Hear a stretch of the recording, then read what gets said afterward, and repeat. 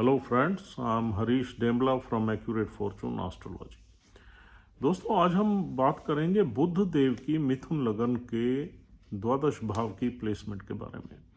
और ये बुध देव की लास्ट प्लेसमेंट है और इसके बाद हम जो सीरीज शुरू करेंगे वो हम जुपिटर की स्टार्ट करेंगे। जुपिटर की प्लेसमेंट मिथुन लगन में। तो आइए जान लेते हैं कि अगर मिथुन लगन में बुध देव जो कि लगन के ही मालिक हैं, वो अगर 12वें भाव में आ जाए तो हमें क्या फल देंगे। देखिए दोस्तों, 12वें भाव का अर्थ समझना बहुत ज़रूरी है कि 12वां भाव है क्या, जहाँ पर बुध देव जाके बैठ गए हैं। 12वें घर का मेन संबंध है लॉसिस से, यानी कि इसको हम व्यय भाव के नाम से जानते हैं। तो जितने भी तरह के लॉसेस हैं, चाहे वो हमारी वेल्थ का लॉस है, इनकम का लॉस है, रिलेशंस का लॉस है, लव लाइफ का लॉस है, यानी कि इंटेलिजेंस का लॉस है, पढ़ाई का लॉस है, बच्चों का लॉस है। लॉस का मतलब किसी चीज़ का भी लॉस हो सकता है। जो भी प्लैनेट इस घर में आएगा तो उस प्लैनेट से संबंधित या उसके सिग्निफिकेंस से संबंधित कुछ न कुछ व्यय, कुछ न कुछ लॉस हमें फेस करना पड़ता है। और दूसरा इस भाव से संबंध है एक्सपेंसेस का। एक्सपेंसेस मीन्स खर्चा या लॉस। और 12वां घर दर्शाता है हमारे फॉरेन सेटलमेंट को, विदेश यात्राओं को। और 12वें घर से बीमारियां भी मिलती हैं, हॉस्पिटलाइजेशन मिलता है, एक अकेलापन मिलता है। भाई ये बहुत दूर का भाव है। और मॉडर्न लाइफ में यहाँ से कुछ एक्सपोर्ट इंपोर्ट का काम भी हम देखते हैं, यानी कि ये बेसिकली जो भी हमारी ट्रेडिंग इंटरनेशनल कंट्रीज़ में होती है, वो चाहे इंपोर्ट हो या एक्सपोर्ट हो, वो भी हम इस भाव से देखते हैं। और 12वें घर का संबंध है बेड प्लेजर से, यानी कि सेक्स सेंसुअलिटी भी इसी घर से देखते हैं। और मज़े की बात यह है कि स्पिरिचुअलिटी भी इसी भाव से देखते हैं। और ये बहुत छुपा हुआ घर है, दूर का घर है। तो यहाँ पर जो भी हमारी एक्टिविटीज़ होती हैं वो लोगों को कम पता लगती हैं, क्योंकि हम अपने नेटिव लैंड से बहुत दूर होते हैं, 12वें भाव में होते हैं। तो ये सारी चीज़ें यहाँ से हमें मिलती हैं। अब यहाँ लगन का लॉर्ड आके बैठ जाए तो थोड़ा सा ये एक वीक प्लेसमेंट है। अगर हम फॉरेन कंट्री में जाके नहीं सेटल हो पाते तो फिर हम अपने घर से कहीं दूर किसी दूसरी कम्युनिटी में, दूसरे कल्चर में, दूसरे लोगों में जाके रहते हैं। तो हम अगर इस भाव में लगन लॉर्ड आ जाए दूसरे द्वादश भाव में, तो हम नॉर्मली अपने बर्थ प्लेस के आसपास नहीं रहते। बर्थ प्लेस से दूसरी स्टेट में या दूसरे कंट्री में जाके सेटल होते हैं। अब क्या वो सेटलमेंट हमें अच्छे फल देगी या बुरे फल देगी, उसके लिए शुक्र देव का देखना बहुत ज़रूरी है कि आपके चार्ट में शुक्र देव कहाँ बैठे हुए हैं और जिस नक्षत्र में बुध देव बैठे हुए हैं उस नक्षत्र का लॉर्ड कहाँ बैठा हुआ है। अगर ये दो चीज़ें आप देख लें तो आपको ये पता लग जाएगा कि ये प्लेसमेंट हमें अच्छे रिजल्ट्स देगी या बुरे देगी।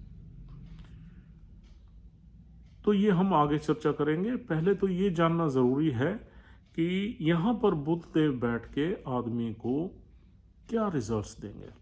देखिए, अब यहाँ पर बुध देव के आने से सबसे बड़ी बात यह है कि ये आदमी खर्चे ज़्यादा होंगे इसके। और अब खर्चे ज़्यादा मतलब खर्चे का भाव है तो खर्चे ही करवाएगा। और लगन क्या है, हम हैं खुद। जब हम खुद खर्चे के भाव में जाके बैठ गए तो खर्चे ज़्यादा ही करेंगे। और यहाँ पर हमारी जो इम्यूनिटी है वो भी थोड़ी सी यहाँ पर वीक हो जाएगी और उससे हमें कुछ न कुछ हेल्थ इश्यूज से भी हमें संघर्ष करना पड़ेगा। कुछ हेल्थ इश्यूज भी रह सकते हैं हमारी लाइफ में। और अब लॉस किसका हो गया, हमारा खुद का लॉस हो गया। जब शरीर ही वहाँ चला गया 12th हाउस ऑफ लॉस में, तो हमारी कुछ न कुछ इम्यूनिटी, कुछ न कुछ हेल्थ, कुछ न कुछ लॉस हो गया। यहाँ पर अगर लगन का लॉर्ड हो जाए तो आदमी इमेजिनेटिव हो जाता है।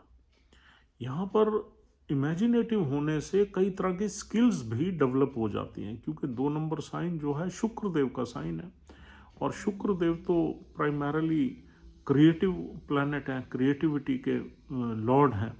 तो यहाँ पर आदमी राइटिंग स्किल से, बुध से हम राइटिंग देखते हैं, इमेजिनेशन देखते हैं, कम्युनिकेशन देखते हैं, तो राइटिंग स्किल्स में आदमी यहाँ पर अच्छा काम कर सकता है। और किसी न किसी अगर इस तरह के प्रोफेशन में आ जाए जिसका संबंध राइटिंग से है या कम्युनिकेशन से है, तो इंसान अच्छा काम कर सकता है और सफलता प्राप्त कर सकता है। दूसरा, यहाँ से हम देखते हैं हमारा जो है द्वादश भाव से हॉस्पिटलाइजेशन। अगर ये बुध देव एफ्लिक्ट हो जाए या जिस नक्षत्र में बैठे हुए उस नक्षत्र का लॉर्ड छठे आठवें में बैठ जाए, तो यहाँ हॉस्पिटलाइजेशन के चांसेस बनते हैं। यानी कि आदमी को कभी ना कभी अपनी लाइफ में कई बार हॉस्पिटल्स वगैरह में एडमिट होना पड़ेगा। यहाँ आदमी ओवर इमेजिनेटिव हो जाता है, फॉरेन ट्रैवल्स बढ़ जाती हैं हमारी लाइफ में। अगर आदमी में बिजनेस स्किल्स हैं तो यहाँ पर आदमी जो है इंटरनेशनल ट्रेड में आ सकता है, मल्टीनेशनल कंपनीज में काम कर सकता है। जब तक इंसान फॉरेन रिसोर्सेज से नहीं जुड़ेगा या एक्सपोर्ट इंपोर्ट में नहीं आएगा या घर से दूर नहीं रहेगा या फॉरेन कंट्री में सेटल नहीं होगा, तब तक इंसान की लाइफ में प्रॉब्लम्स रहेंगी। उसकी जो भी इनकम होगी उसके आसपास उसके खर्चे भी होंगे, तो सेविंग्स में यहाँ पर परेशानी आएगी। अब देखिए, ये तो हो गया लगन का संबंध 12वें से, और अगर चौथे घर का संबंध 12वें से करें तो मदर की हेल्थ में प्रॉब्लम रहेगी। मदर को कई बार हॉस्पिटलाइजेशन का योग बनाएगा ये बुध, और हमारी प्रॉपर्टीज़ में या प्रॉपर्टीज़ का सुख हमारे भाग्य में कम होगा। यदि हम अपने नेटिव लैंड पे हैं तो प्रॉपर्टीज़ हमारी देरी से बनेगी, और जो हमारे पास चीज़ें होंगी, जो कन्वीनियंसेस होंगी, जो गाड़ियाँ होंगी, मकान होगा, उसका हम बहुत ज़्यादा सुख भी नहीं उठा पाएंगे अगर हम चौथे घर को 12वें घर से जोड़ते हैं तो, क्योंकि यहाँ बुध चौथे घर का भी तो मालिक है। और यहाँ पर कहीं ना कहीं हमारी हैप्पीनेस एट ए टॉस रहेगी, उसका लॉस रहेगा। और मरकरी क्या है? हमारा लॉजिकल ब्रेन है। अब हमारा लॉजिकल ब्रेन एक 12वें घर में चला गया जो इमेजिनेशन का घर है। तो यहाँ पर जब तक हम कहीं इमेजिनेशन से कनेक्ट नहीं करते, तब तक हम मतलब जो है यानी कि लॉजिकली किसी बात को कर नहीं सकते। तो हम लॉजिक के साथ साथ इमेजिनेटिव आइडियाज़ में भी हमें जाना पड़ता है अपने आप को प्रेजेंट करने के लिए। कभी कभी जब बुध 12वें भाव में होता है तो हमें हमारी कम्युनिकेशन को या हमारी बात को लोग समझ नहीं पाते, क्योंकि हमारी बातों में लॉजिक के साथ साथ कुछ ऐसे कनेक्शन होता है इमेजिनेशन का जिसको लोग नहीं समझ पाते। वो सिर्फ हम ही समझ सकते हैं या हम ही कर पाते हैं। तो यानी कि यहाँ पर हमारी कम्युनिकेशन कभी कभी कंफ्यूज भी रहती है।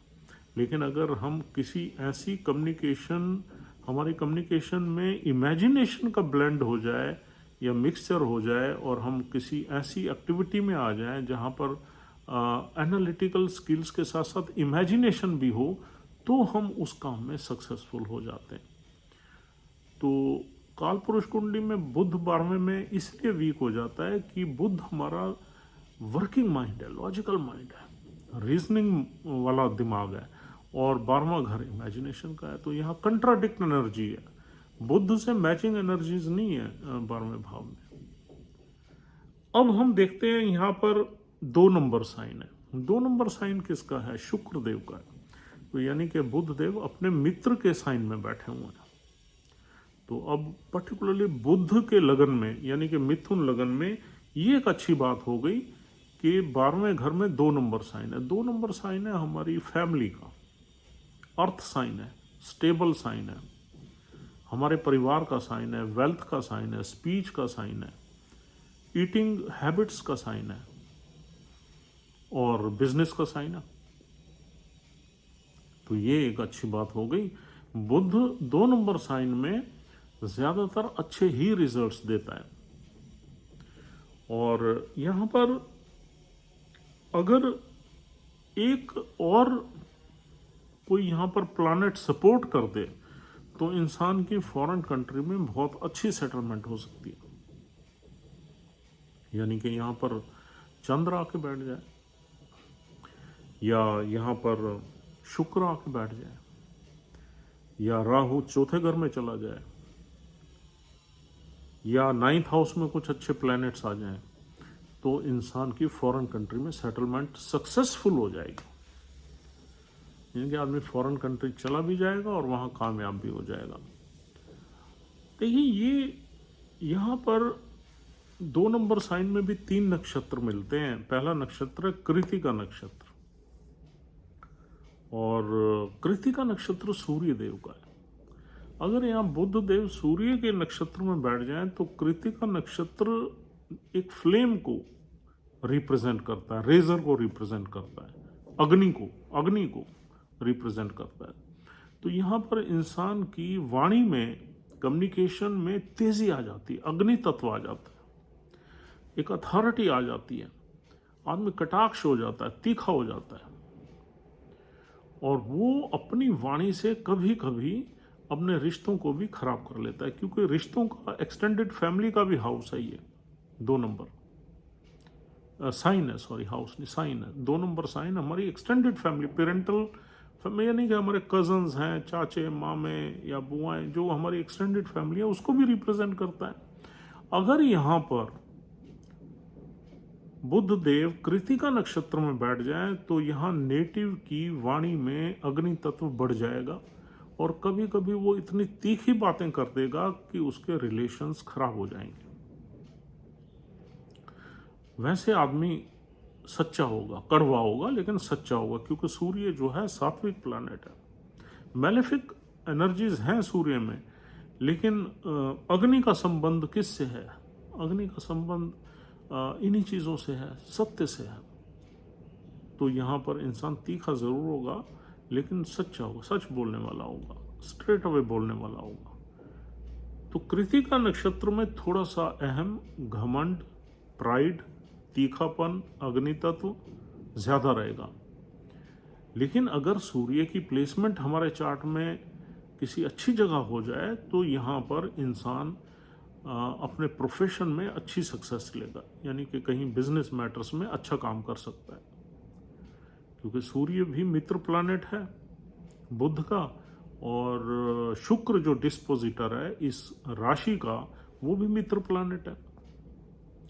तो सूर्य यानी कि कहीं अच्छा बैठ जाए, 2nd हाउस में बैठ जाए, या ऊंच का बैठ जाए 11th हाउस में, या इवन चौथे घर में बैठ जाए, तो हमें यानी कि अच्छे रिजल्ट्स मिलेंगे सेटलमेंट में, और कहीं भी हम काम करेंगे हमें नेम, फेम, रिकॉग्निशन अच्छी मिलेगी। बस उसमें एक डेफिशिएंसी ये रहेगी कि हम थोड़े से तेज़ होंगे, बातचीत करने में तेज़ होंगे, क्योंकि बुध का संबंध कम्युनिकेशन से है, और कृतिका जो नक्षत्र है थोड़ा तीखा नक्षत्र है।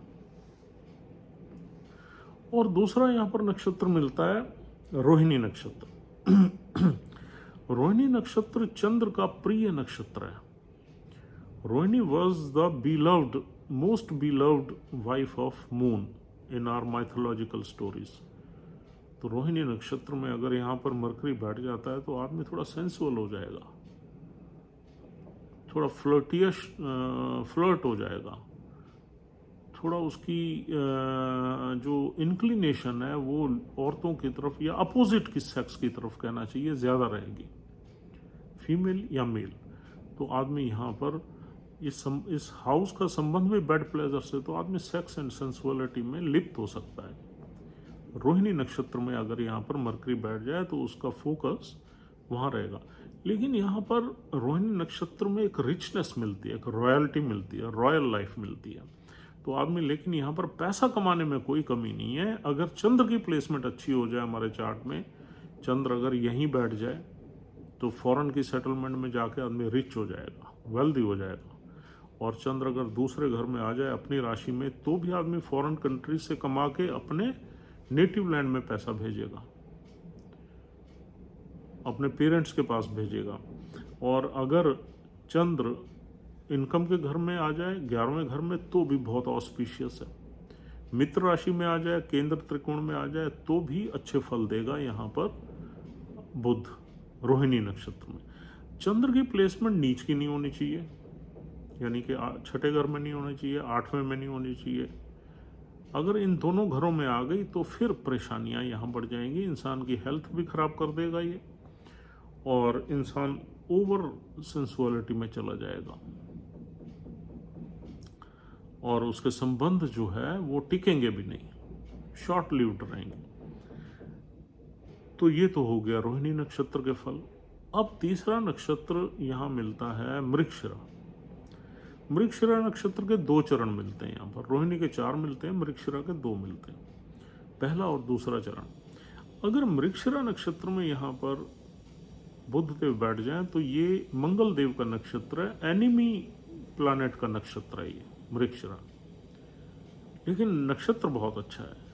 मृगशिरा नक्षत्र में भी थोड़ा सा आदमी सेक्स सेंसुअलिटी में रह सकता है, लेकिन इंसान रिसर्च में जा सकता है और टेक्निकल फील्ड में जा सकता है, यानी कि किसी इंजीनियरिंग में जा सकता है, आईटी में जा सकता है, कंप्यूटर साइंस में जा सकता है, या किसी भी टेक्निकल फील्ड में जा सकता है। मृगशिरा नक्षत्र बहुत तेज नक्षत्र है और यहाँ पर मंगल देव का भी असर है। इंसान एम्बिशियस रहेगा, टास्क ओरिएंटेड रहेगा, भागता रहेगा, दौड़ता रहेगा, और वन आफ्टर वन अचीवमेंट्स भी इंसान को मिलेंगी, लेकिन इंसान यहाँ पर थोड़ा सा मेंटली थोड़ा सा अनरेस्ट वगैरह रहेगा, थोड़ा इम्पल्सिव रहेगा, उसके डिसीजंस फास्ट होंगे, इम्पल्स होगी एक डिसीजंस में, लेकिन आदमी किसी न किसी टेक्निकल फील्ड में अच्छा सेटल हो सकता है। अगर मंगल देव की भी प्लेसमेंट अच्छी हो गई इस चार्ट में, किसी केंद्र में या त्रिकोण में बैठ गए, तो मृगशिरा नक्षत्र में यहाँ पर अच्छी सक्सेस मिलेगी इंसान को। अगर मंगल ही खराब हो गए, यहाँ पर अब खराब होने का मतलब ये है, अगर मंगल देव छठे घर में फंस गए या नीच के आ गए तो परेशानियां ज़्यादा बढ़ेंगी। हालांकि 10वें घर में मंगल देव बैठ जाएं तो इतनी परेशानी नहीं होगी, क्योंकि 10वें नहीं, 10 नंबर राशि में, 8वें घर में, 8वें घर में 10 नंबर राशि है, 8वें घर की एनर्जीज को मंगल हैंडल कर लेता है। काल पुरुष कुंडली में भी मंगल की 8 नंबर राशि है 8वें घर में, तो 8वें घर की एनर्जीज को Mars know how to handle that energy, और वहाँ पर मंगल 10 नंबर राशि तो वैसे ही मंगल की प्रिय राशि है, तो इसलिए 8वें घर में 10 नंबर राशि में अगर मंगल चला जाए तब भी कोई घबराने की बात नहीं है। तो ऐसे में आदमी रिसर्च ओरिएंटेड होता है, इनोवेटिव होता है, स्पाइंग में होता है, बड़े एडवेंचरस एक्टिविटीज़ में काम करता है, और कुछ ना कुछ आदमी की जो प्रोफेशन होता है वो अलग होता है। हाँ, मंगल का छठे घर में बैठना ठीक नहीं है। दूसरे घर में भी मंगल वेल्थ तो क्रिएट कर देगा, लेकिन डोमेस्टिक जो इन्वायरमेंट है या पेरेंट्स के साथ थोड़ी सी प्रॉब्लम्स बढ़ेंगी। और किसी भी केंद्र में या त्रिकोण में अगर मंगल बैठ जाए तो भी बहुत ऑस्पिशियस रिजल्ट्स मिलेंगे यहाँ पर। लेकिन यहाँ पर बुध देव के बैठने से 4-5 चीज़ों में परेशानियाँ रहेंगी। एक तो थोड़ी हेल्थ में डेफिशिएंसी रहेगी, ओवर इमेजिनेशन रहेगी, फैंटेसी लवर रहेगा, बेड प्लेजर्स में आदमी जाएगा, सेक्स सेंसुअलिटी का ज़्यादा भाव रहेगा, फॉरेन कंट्री में जाके भी आदमी कहीं ना कहीं रिलेशनशिप्स में घुसने की कोशिश करेगा।